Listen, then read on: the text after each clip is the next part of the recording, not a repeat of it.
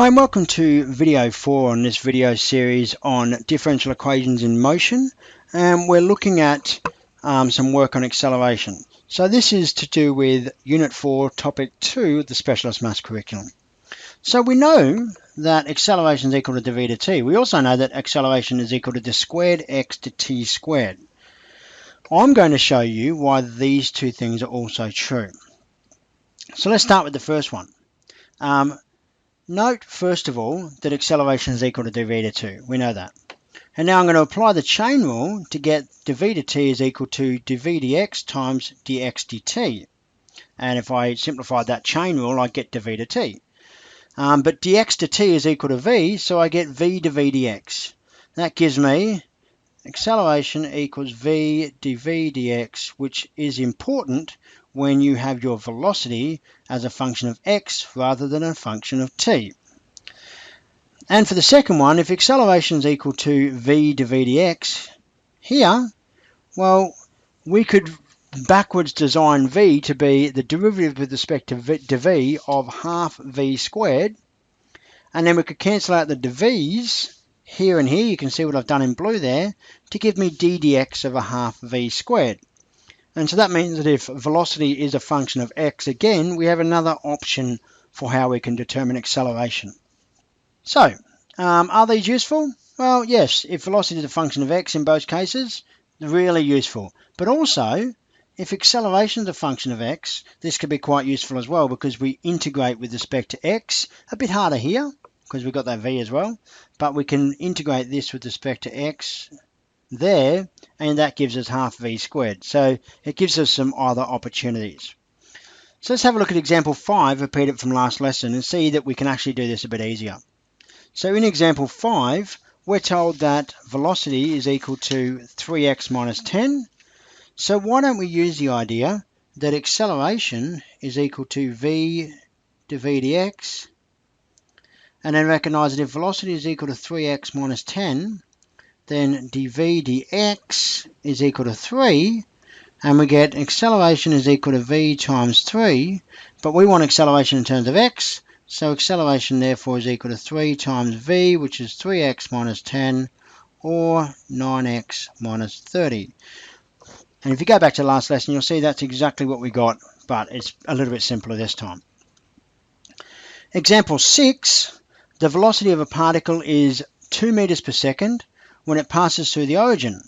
If it's known that acceleration equals 49x minus 14, determine the velocity and acceleration of the particle when x equals 1.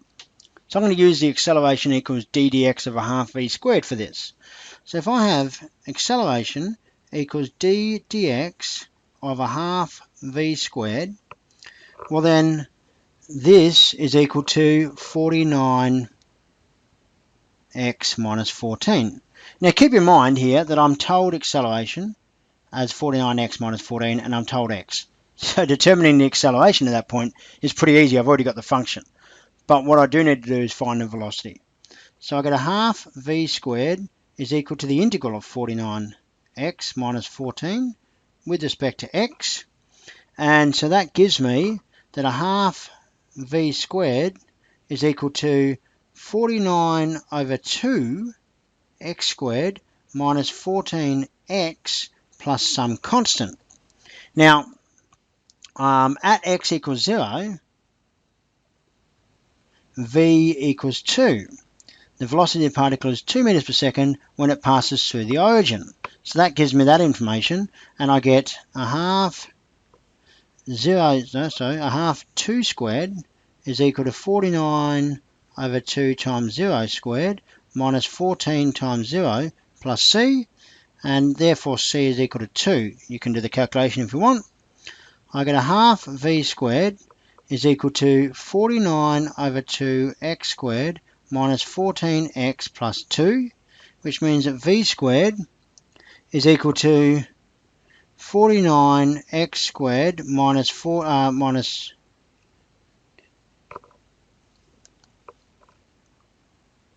28x plus 4, and that means that v is equal to the square root of that.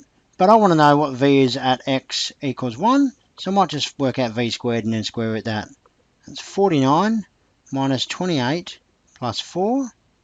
And of course 49 minus 28 is 21, plus 4 is 25.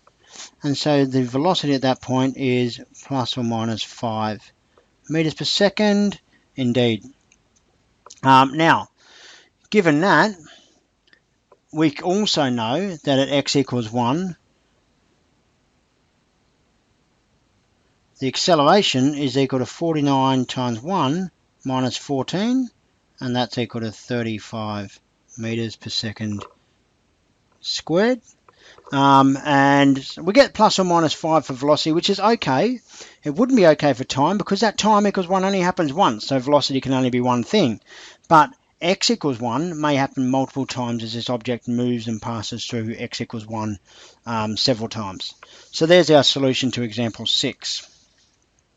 Now let's have a quick look at example 7, which is complex unfamiliar at the moment, but it will be a bit easier and a bit more familiar to you later on. The acceleration of a body is directly proportional to the square root of its velocity. Acceleration is proportional to the square root of velocity, and therefore acceleration equals k root v. So we've got acceleration in terms of v. The body is initially at rest and has velocity of that after 12 seconds. So for me, that's 2 data points to help us find constants. Determine the times where the magnitude of acceleration and velocity are equal. So the body is initially at rest. That means that at x equals 0 and t equals 0, v equals 0, and after 16 meters per second after 12 seconds. So I'm going to write this down. T equals 12, v equals 16, t equals 0, v equals 0. I actually don't know where it is, so I don't know anything about x there. Determine the times where the magnitude of acceleration and velocity equal. Well, we need to find k, and there's going to be some integration in here as well. So we're going to need to also find a c value, and that's why we get our 2 data points. So if a equals k times v, then that means that now I don't know anything about a initially, so I have to do some integration first. But dv to t equals k root v. And I can solve this by doing a differential equation. So 1 over the square root of v dv is equal to k dt, leading to the integral of v to the power of negative 1/2 dv is equal to the integral of k dt, and that leads to 2. So v to the power of 1/2 divided by 1/2, which is 2v to the power of 1/2, is equal to kt plus c. But now I've got a relationship between t and v, which is great. So I'll start with, at t equals 0, v equals 0, which is great news because that means that c equals 0. And at t equals 12, v equals 16. Let me just check I got that right. Yep. And so I get this. 2 times 16 to the power of 1/2 is equal to k times 12, and c is 0. Now 16 to the power of 1/2 is 4, and 2 times 4 is equal to 8, so k times 12 equals 8. And we get, and of course this is plus or minus, so we get plus or minus 8 k times 12, and k is equal to plus or minus 2 over 3, 2/3. So therefore, 2 square root v is equal to plus or minus 2/3 t, which is a bit of a pain, but you will note here that I'm going to divide by 2. Bit of a pain having the plus or minus, but I get plus or minus 1/3 t, and then I'm going to take a square both sides, which gives me the velocity is equal to 1/9, because squaring it gets rid of the plus or minus of t squared. And of course, if the velocity is 1/9 of t squared, then the acceleration is the derivative velocity, which is 2/9 t, and we want to know when does the magnitude, or when does the, is it magnitude of acceleration equal the magnitude of velocity. So when does a equal v, which leads to 2/9 t equal 1/9 t squared. If I multiply by 9, I get 2t equals t squared, which gives me t squared minus 2t equals 0, which gives me t times t minus 2 equals 0, t equals 0, or t equals 2.